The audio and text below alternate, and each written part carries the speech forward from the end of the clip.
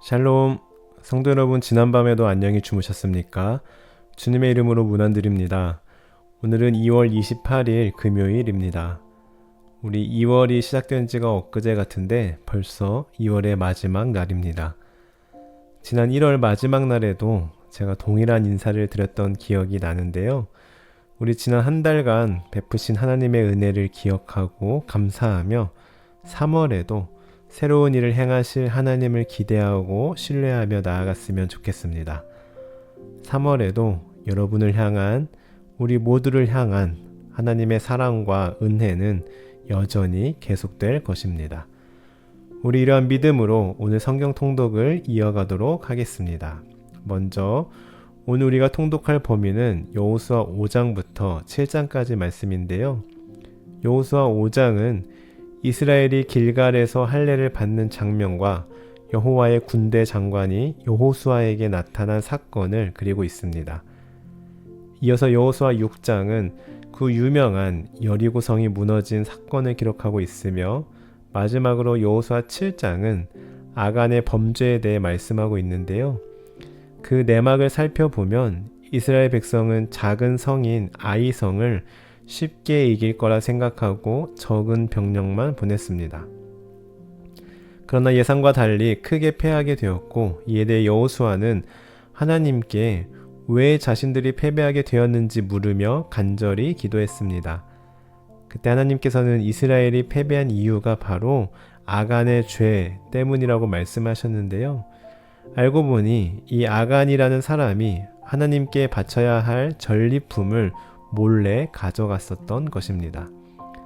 이에 대해 아간과 그의 가족들은 모두 처벌당하게 되는 내용이 바로 여호수아 7장에 기록되어 있습니다.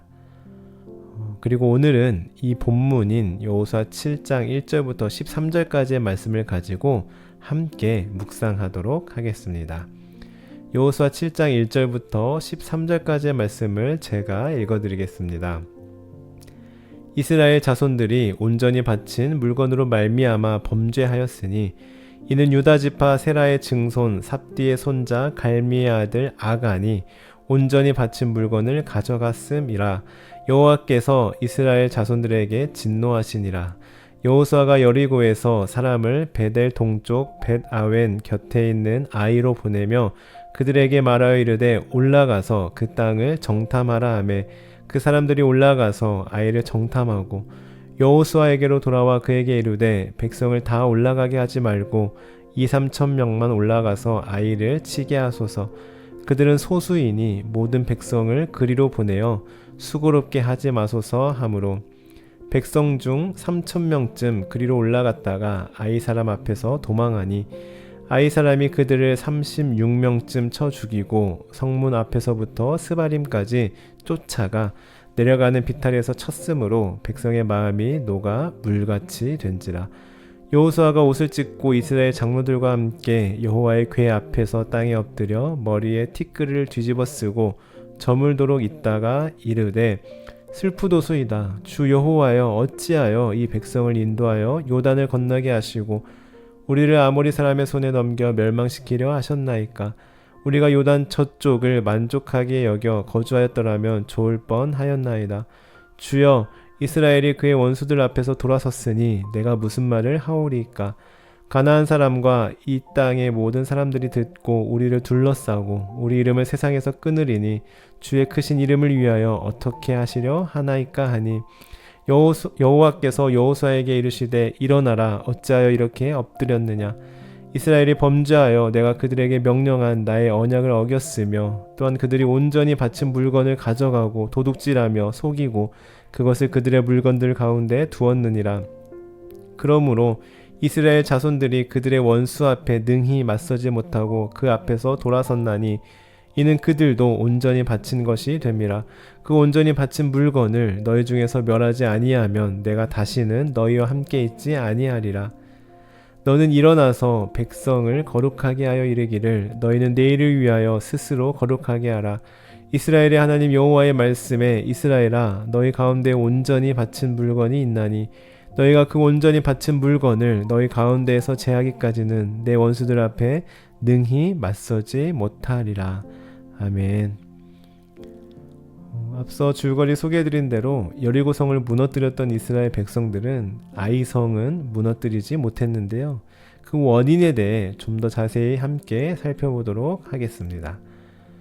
우리 2절과 3절의 말씀을 보시면 그들은 여리고 싸움에서 승리한 경험이 있어서인지 이번에도 당연히 자신들이 아이성을 거뜬히 정복할 수 있을 것이라 생각했습니다. 그래서 여리고성 점령 시 하나님께서 말씀하신 후 그 말씀하신 대로 움직였던 것과는 달리 아이성 전투 시에는 하나님께 물어보지도 하나님의 말씀을 기다리지도 않았습니다. 그래서 3절에 보시면 가볍게 아이성 전투에 임하였고 결국 지게 되었습니다. 여러분, 이 말씀을 통해 우리는 무엇을 깨닫게 됩니까? 항상 교만해서는 안 됩니다. 방심해서는 안 됩니다. 앞서 말씀드렸듯이 이스라엘 백성들은 여리고 싸움에서 승리하였고 이에 기세가 등등하여 어떤 적군이라도 이길 듯한 자신감에 취해 있었을 것입니다. 다시 말해 앞선 여리고성은 본인들의 힘으로 무너뜨렸다고 착각하게 된 것이죠. 그러나 여러분, 우리는 항상 겸손해야 합니다. 겸손이 무엇입니까? 겸손은 저는 못해요, 저는 부족해요 하며 자신을 낮추는 것이 겸손이 아니라 하나님 없이는 나는 아무것도 할 수 없는 존재임을 인정하는 것, 그래서 하나님을 의지하는 것, 그것이 바로 겸손입니다. 이와 반대로 교만은 하나님 없이도 내 힘으로 충분히 해낼 수 있다 라고 자신하는 게 바로 교만입니다. 그런 의미에서 오늘 아이성 전투의 첫 번째 패배 원인은 바로 이스라엘 백성들이 교만했기 때문입니다. 그 큰 여리고성도 거뜬히 무너뜨렸는데 아이성쯤이야. 아이성은 하나님 도움 없이도 충분히 우리 힘으로 이길 수 있어 라고 생각하며 교만했던 것이죠. 고린도전서 10장 12절은 이렇게 말씀합니다. 그런즉 선줄로 생각하는 자는 넘어질까 조심하라. 아멘. 여러분, 일이 잘 풀릴수록, 그리고 어떤 일이 내가 원하는 대로 물 흐르듯이 진행되고 사람들의 평가도 좋을수록 그때를 오히려 조심하시기 바랍니다. 이때가 바로 하나님을 의지하는 겸손함을 유지하기가 더욱 어려우며 오히려 자신을 자랑하고 자신의 힘으로 하려는 마음이 더 강해질 수 있는 시기이기 때문입니다. 따라서 일이 잘 풀릴수록, 그럴수록 의지적으로라도 더욱 하나님을 생각하고 하나님을 의지하고 하나님께 영광 돌리는 우리 모두가 될 수 있기를 바랍니다.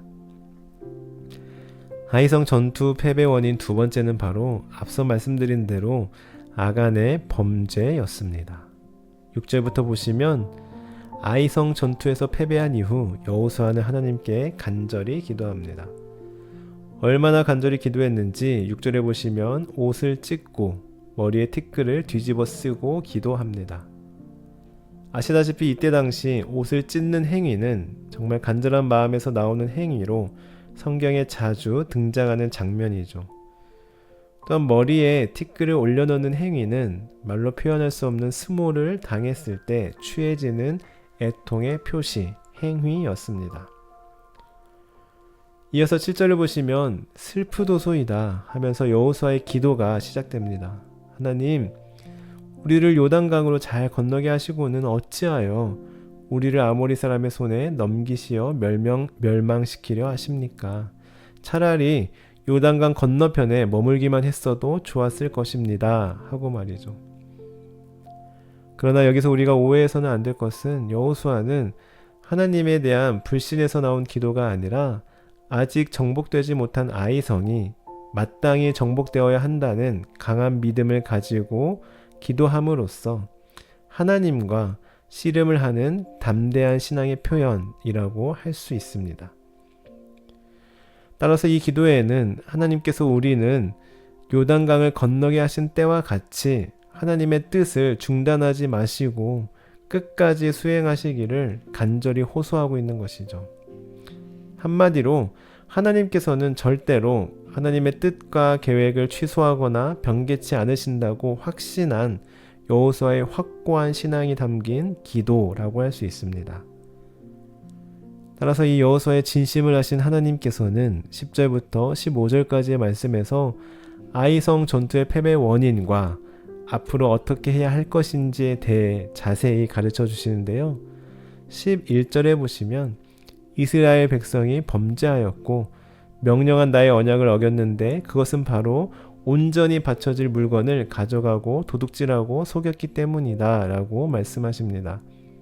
그러면서 12절에서 그 도둑질한 물건을 찾아 없애버리고 13절에 보시면 백성을 거룩하게 하라 라고 말씀하십니다. 이에 대해 여호수아는 하나님께서 알려주신 대로 아침 일찍 일어나 범죄자를 축출하였는데 그 사람이 바로 아간이었던 것입니다. 그래서 결국 아간이 훔친 물건과 더불어 아간 자신 그리고 그의 가족들까지도 모두 처형당하게 되는데요. 이 말씀을 통해 우리는 무엇을 깨닫게 됩니까? 어떤 일에 실패했을 때 내가 원하는 대로 이루어지지 않고 오히려 힘든 상황에 마주하게 되었을 때 가장 먼저 하나님께 그 원인을 여쭈어 보아야 합니다. 내가 그 원인을 분석하고 스스로 그 원인을 찾기 이전에 가장 먼저 하나님께 여쭈어 보아야 하는 것이죠. 오늘 말씀의 여호수아처럼 말입니다. 그리고 13절의 말씀처럼 나 자신을 거룩하게 하여야 합니다. 즉 우리 안에 있는 죄를 제거해야 하는 것이죠. 그러나 여기서 또한 우리가 오해해서는 안 될 것은 어떤 일에 대한 실패가 무조건 죄 때문만은 아니라는 것입니다. 신앙생활을 하다 보면 가끔 그런 분들을 만나게 됩니다. 갑자기 건강에 이상이 생기면 내가 죄를 지었기 때문에 하나님께서 벌하신 거라고 받아들이고 또 하는 일이 잘 안 될 때에도 내가 죄를 지었기 때문에 하나님께서 망하게 하신 거라고 이렇게 모든 문제를 죄와 연결시키는 분들을 만나곤 합니다. 마치 욥의 친구들처럼 말이죠. 그러나 그것은 하나님을 오해하고 있는 겁니다. 물론 오늘 말씀처럼 정말 그 원인이 죄에 있는 경우도 있지만 모든 원인이 다 죄와 연결되는 것은 아닙니다. 실패의 기준과 전제 자체가 잘못 설정된 것일 수도 있고요. 하나님의 뜻이 다른 데 있기 때문일 수도 있습니다. 따라서 방금 전 말씀드린 것처럼 어떤 일의 실패나 평가에 대해서 가장 먼저는 하나님께 여쭤보는 것이 가장 지혜롭고 정확한 진단이라고 할 수 있고요. 다만 오늘 말씀처럼 그 원인이 죄에 있다면 우리는 그 죄에 대해서는 완전히 제거해야 합니다. 오늘 말씀을 보시면 아간뿐만 아니라 그의 아들들과 딸들을 비롯하여 그의 소유인 가축들까지도 그가 속한 모든 것을 다 제거하는 장면을 보게 되는데요. 이것은 아간의 죄를 가족 모두에게 전가시키고자 함이 아니라 아간의 가족들이 함께 죄를 지었음을 암시합니다. 즉 그들은 아간의 범죄에 동참했거나 아간의 범죄 사실을 알고도 묵인하고 방조했을 것으로 보이는 것이죠. 특히 아간이 훔친 물건은 장막 안에 감추었다는 점은 이런 추측을 가능하게 합니다. 따라서 우리는 먼저 스스로 죄를 짓지 않도록 조심해야겠지만 행여나 가족이 죄를 지을 경우 묵인해서는 안 되고 권면하여 돌이킬 수 있도록 도와야 하는 것이죠. 사랑하는 성도 여러분, 우리는 오늘 여호수아 7장의 말씀을 묵상하면서 아이성 전투의 패배 원인과 회복 방법에 대해 함께 말씀을 나누었습니다. 다시 정리해보면 아이성 전투의 패배 원인은 무엇이었습니까? 첫 번째로 교만했기 때문입니다. 즉 하나님께 여쭤보지 않고 하나님 도움 없이도 자신들의 힘으로 충분히 이길 수 있을 거라 여겼기 때문입니다. 두 번째로 아간과 그의 가족들의 범죄로 인함이었습니다. 그리고 이러한 가운데 여호수아는 어떻게 극복하고 회복하였습니까? 먼저 하나님께 그 실패 원인을 간절히 여쭈어 보았습니다. 두 번째로 그 죄를 완전히 제거함으로 이스라엘 백성들을 거룩하게 하였습니다. 오늘 말씀을 기억하며 교만하지 않고 늘 겸손하게 하나님께 여쭈어 보고 어떤 일에 실패를 마주했을 때도 하나님께 제일 먼저 여쭈어 보고 죄를 완전히 제거함으로 다시 회복하는 우리 모두가 될 수 있기를 바랍니다. 우리 시간 기도하실 때 하나님, 우리 가운데 하나님께 여쭈어 보는 습관이 있기를 원합니다. 어떤 일을 시작하고 진행하기에 앞서 충분히 내 힘으로 해낼 수 있을 것처럼 보이는 일이나 프로젝트를 할지라도 먼저 하나님께 여쭈어 보고 하나님의 지혜를 구하게 하소서. 또한 어떤 일의 결과에 대해서도 내가 스스로 원인을 분석하고 평가하기 이전에 하나님께 먼저 여쭈어 보게 하옵소서.